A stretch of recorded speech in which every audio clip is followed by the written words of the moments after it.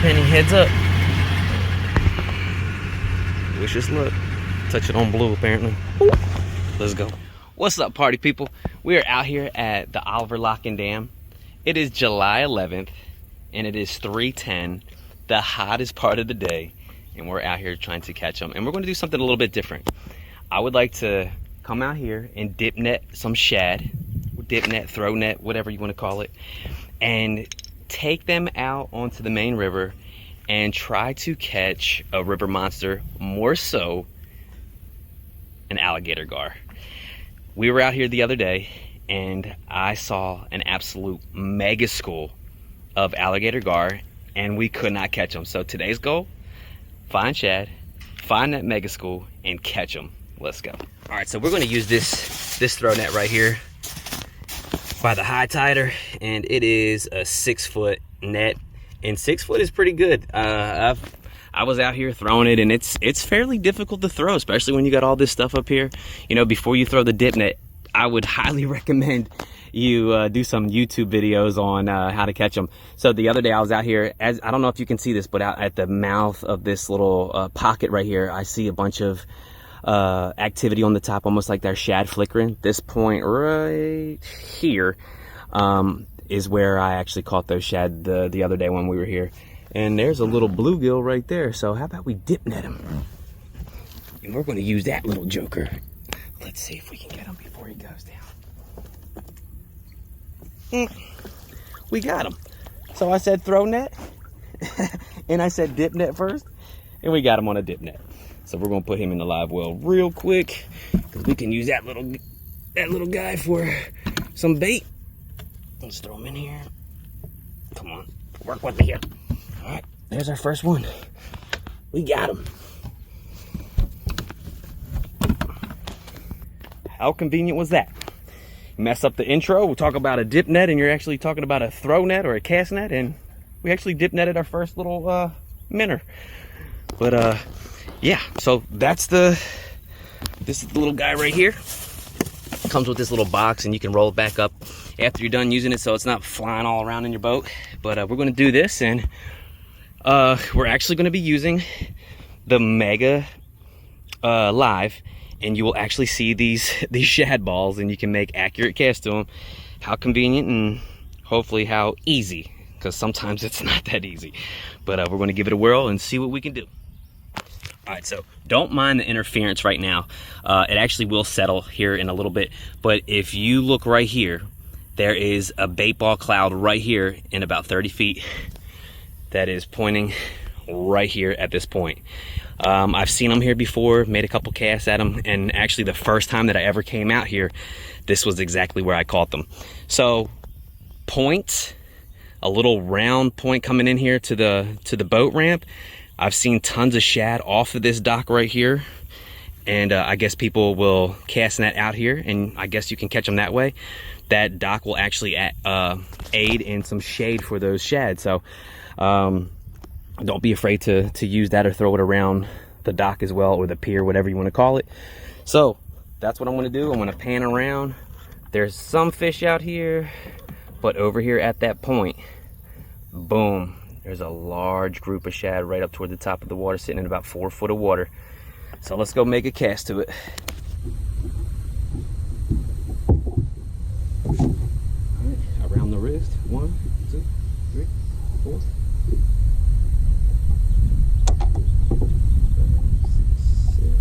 8, 9, 10. Hold this joker up. Grab it about midway. Put this joker in your hand. And wish for the best.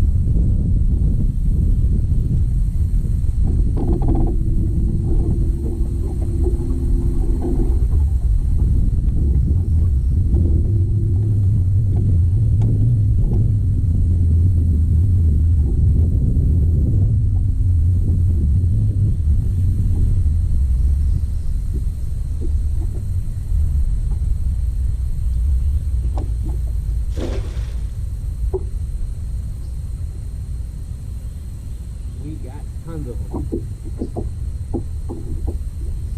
Holy cow.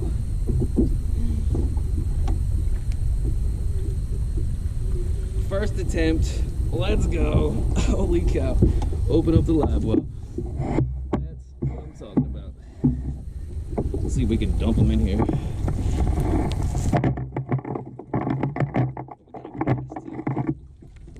Holy crud. Dude, there's so many. So, we'll just sit down here and start picking them out if we can. I got about like 60 of them in here right now, and I still have so many gilled. They're like, they were trying to swim away and they got gilled. You know, and the best thing about fishing for those river monsters, it doesn't matter if these shad are dead or alive. So a lot of them are alive still, which is, I guess, okay, but holy cow, I did not want that many. I got plenty.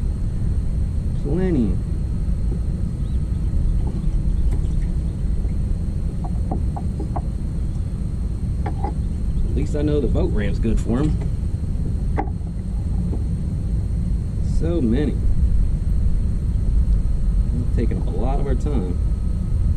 I don't know if you're going to be able to see this, but there is so many shad. Obviously dead and alive. Mostly dead because it took so long to get them out of that dip net. But just look how many. So many. And guys, it literally snowed on my boat. Look at all this stuff. It's crazy. You know, I definitely didn't need that many at all. I did not. But you know, I made that cast and I was out here literally 2 hours the other day just kind of practicing.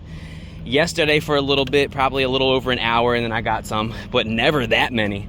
And the worst part about it is that when you throw them in there, they're fairly small, so they actually will try to go through the net, and they actually get this, I guess they call it gilled, and you know, they're stuck all the way from their gill, and then you have to literally like kind of push them through with their tail end. And as I showed you, it makes a mess.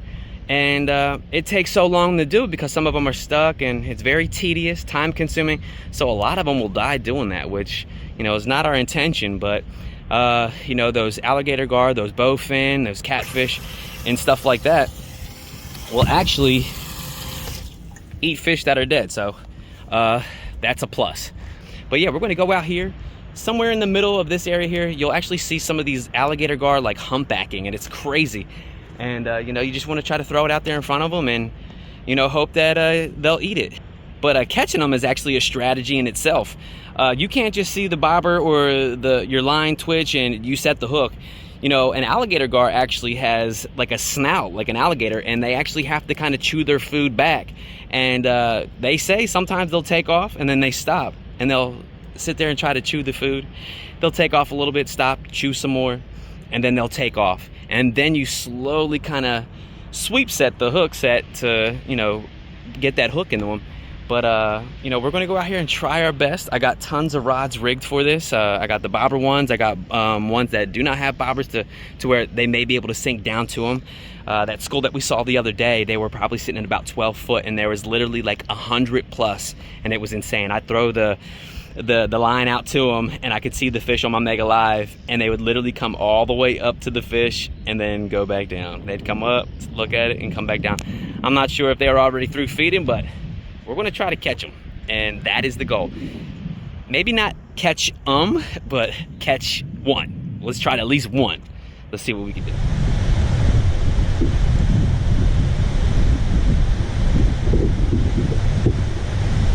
Alright, so I was literally talking to y'all, and the bobber went missing. I see it now. Alright, something took it. Alright, they let it back up.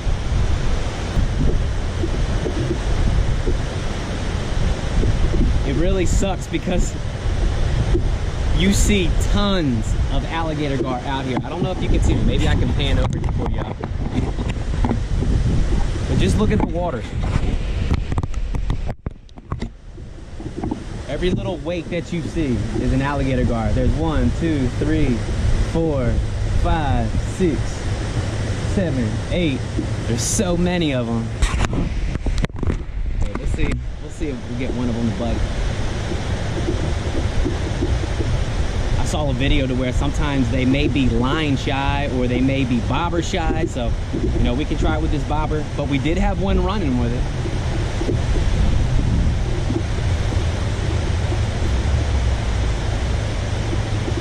There is a mega school of them. All right, something took it under. I feel him on there. I feel him chewing it. All right, he's pulling me. Maybe I can pull back. Nope, I pulled it from him. Ah, you're not supposed to pull it. I want to catch one so bad. But I felt him hit the rod. And then I didn't see the bobber, and then I slightly pulled up that slack and I can feel him. It almost felt like he was chewing on it. We'll see if he took the bait. Nah, he didn't.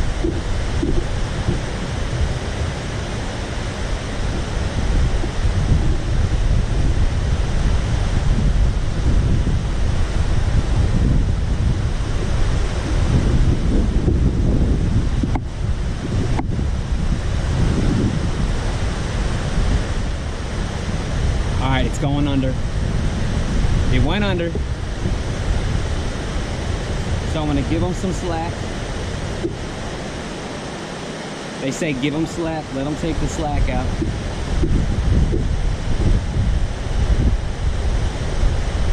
He's still running with it.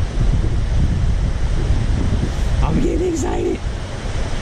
I do not see the bobber. What they typically say is that, you know, they'll take it and they'll run away from all the other fish, and then they'll stay there, and then they'll chomp on it,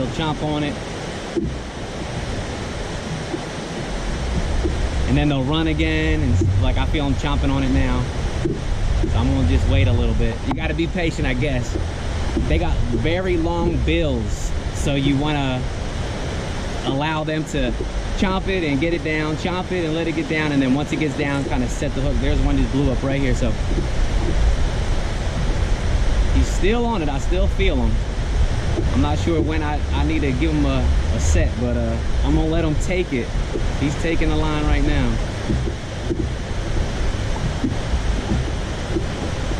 Maybe I can go ahead and just try to see if we can get him. Nope. Didn't get him. He was on there for a second.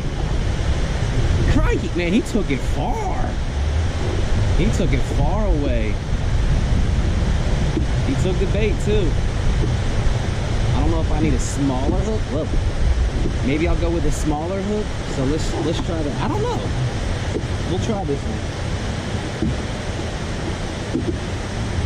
But we got 2 bites, 3 bites. Is it 3? Yeah, 3 bites. The one down there, 2 right here. This one ran with it. We waited super long. Guess we gotta wait a little bit longer.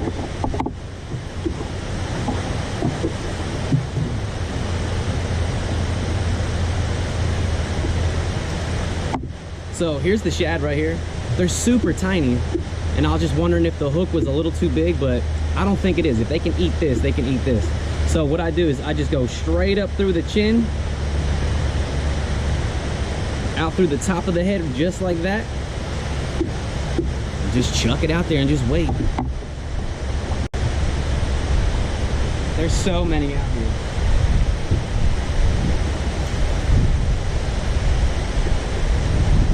Can't catch them if you ain't got the bait on it. I just threw it off. They're definitely not bobber shy. Sometimes they say they're bobber shy, but they're definitely not. All right, we got that bluegill on. Let's see if that bluegill can give us some luck.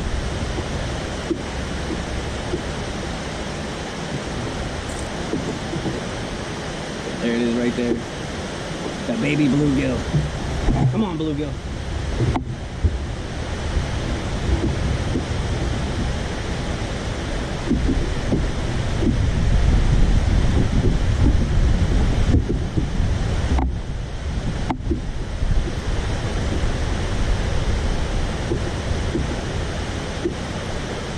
They are everywhere. I just want to catch one. And apparently they love bluegill too, especially if you cut them up, so.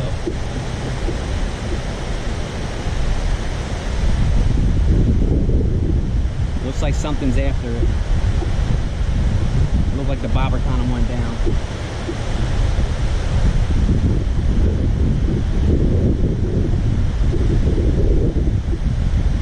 I just wish you could see how many are out here. I mean, every time I look over, there's at least 10 little blow-ups.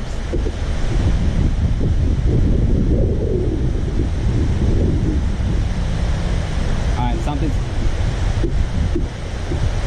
something's fiddling with it. They just blew up on the bobber.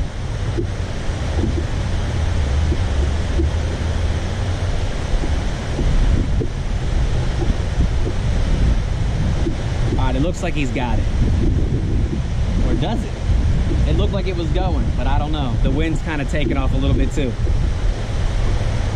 Come on, Gar.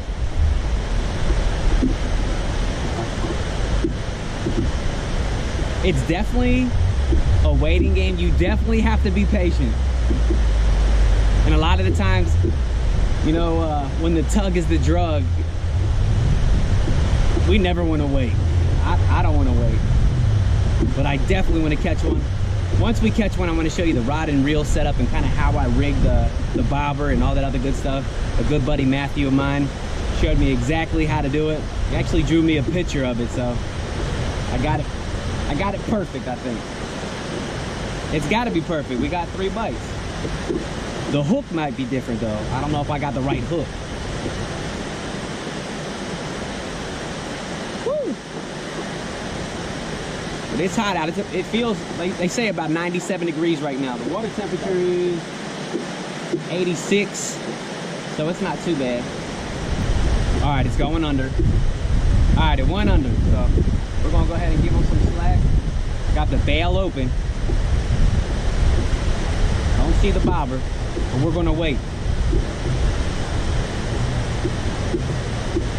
See my line pulling out. He's pulling it.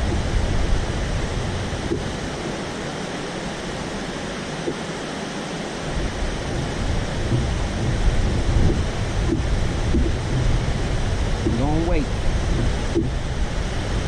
Still pulling it.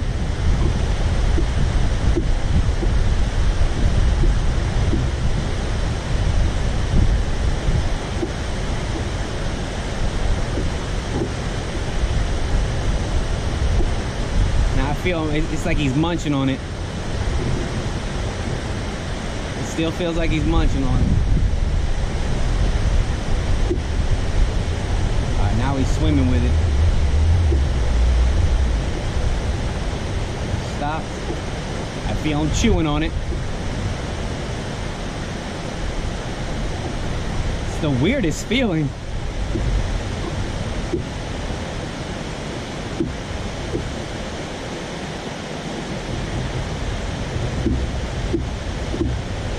Alright, he's pulling.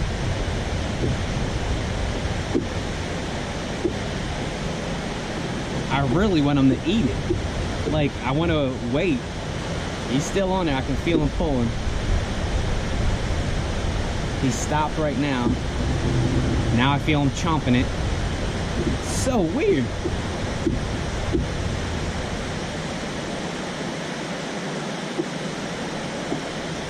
Like chewing on that metal hook. Like, what is this? All right. Now he's running again. So let's just go ahead and try to set it. Once I feel him pull the rod, I'm gonna set it. I feel him chewing it again. All right, now he's pulling. All right, I think we got him. Let's go.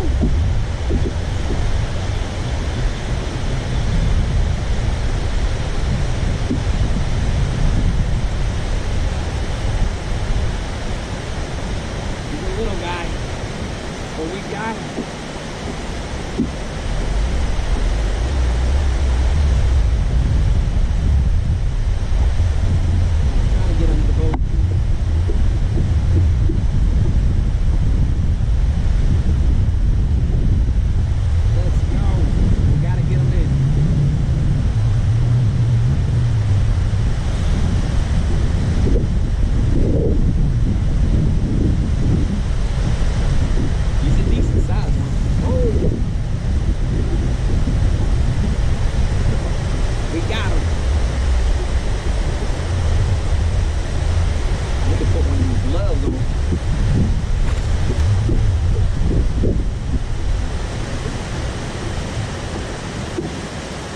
right in the corner of his mouth too.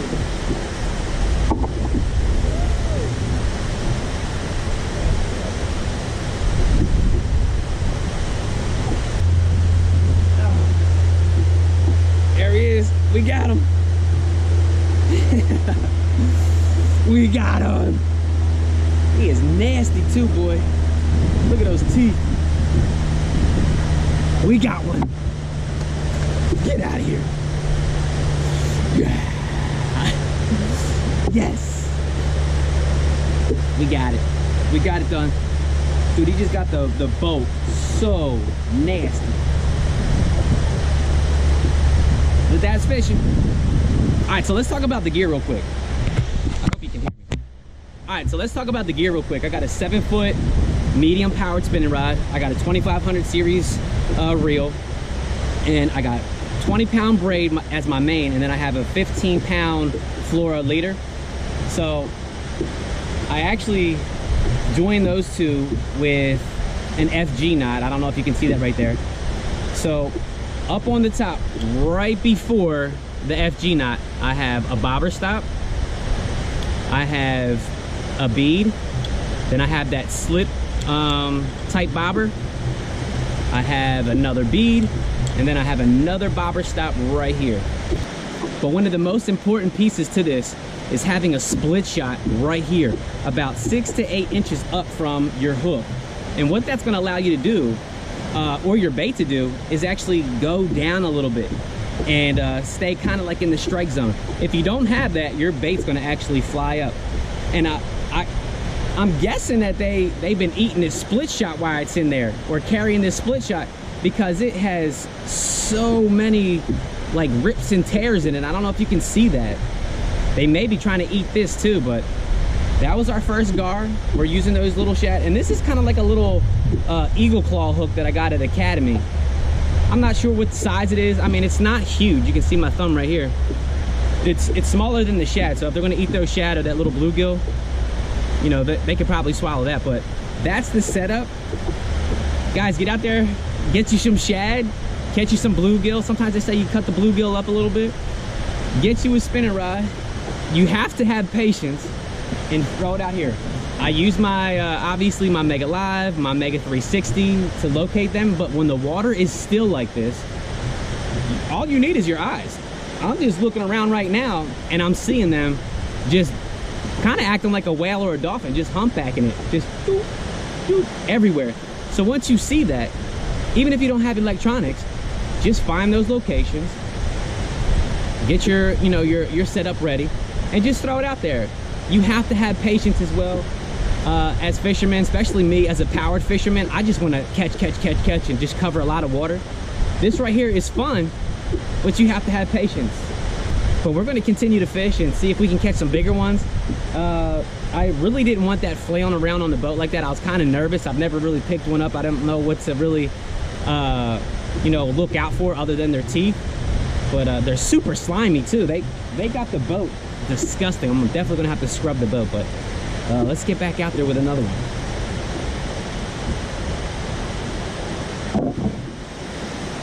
I had a trip yesterday and we came out here to do the same thing, literally the same thing, almost the same time, and the gar were everywhere and we could not get a bite. The bobber every once in a while would like go down, but they wouldn't stick with it. And if you guys don't know this about guided trips, you know, time is of the essence. Like, you need to be fishing and trying to catch, not just kind of sitting here, because it does take some time up. But when you do hang into one of these, it's really fun. But yeah, so this video is for Jason and Kiefer. I caught y'all when I had to come out the very next day and get you one. We had 3 bites and we caught that one right there. So 4 bites overall and landed one of them. All right, the bobber's kind of acting funny. This boat is disgusting. Got scales all over it. We got slime all over it.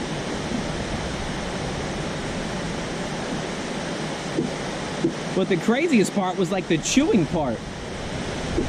The videos that I watched, they literally said, let them run. You'll feel them chewing. Let them run. They're chewing. And then once they take that second run or that third run, go ahead and try to set the hook. But that was pretty neat. There's still so many out here. So many. I don't know if you'll be able to see it. But the bobber is literally right out here.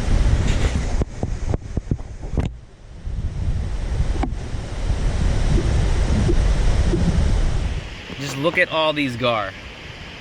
It's gonna pan over in a second. But we can see out there, it looks like something's about to run with my bobber right now. All right, something's got my bobber. But watch when we pan. Did you see all that? All right, something's running. Maybe, I don't know if you can see it.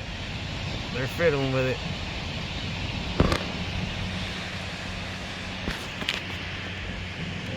I wanted to pan back so we can see.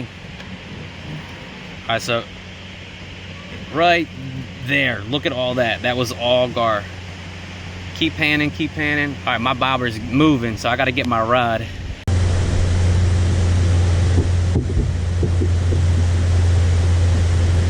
So he was taking it.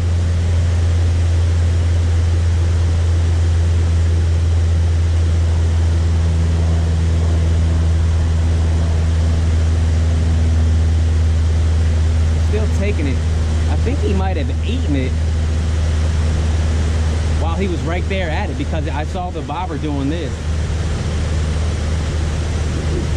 We're going to set it here in a second, see if we can get him.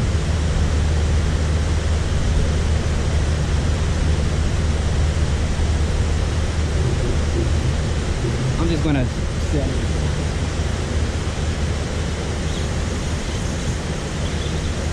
I think we got him.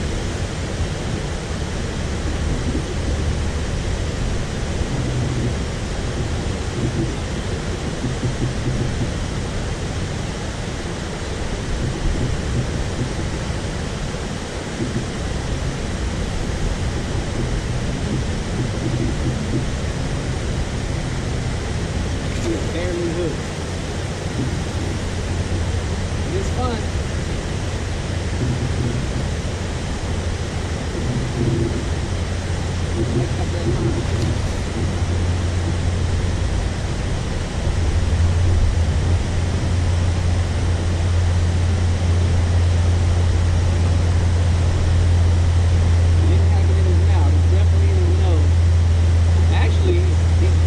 The hook bit.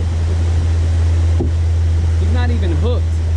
If he opens his mouth, he would just open his mouth, he would get off.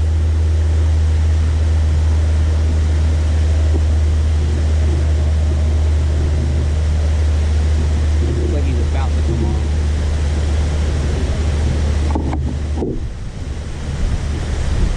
There he is.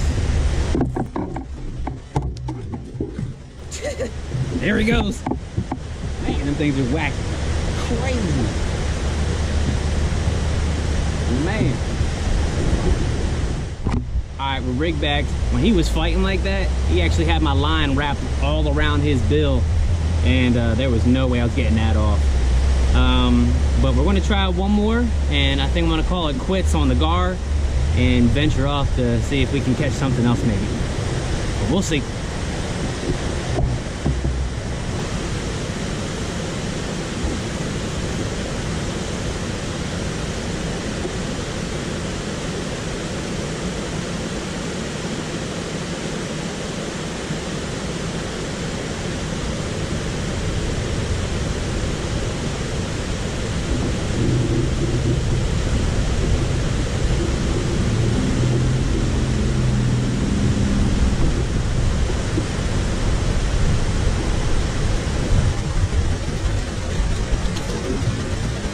Whoa, that was sweet.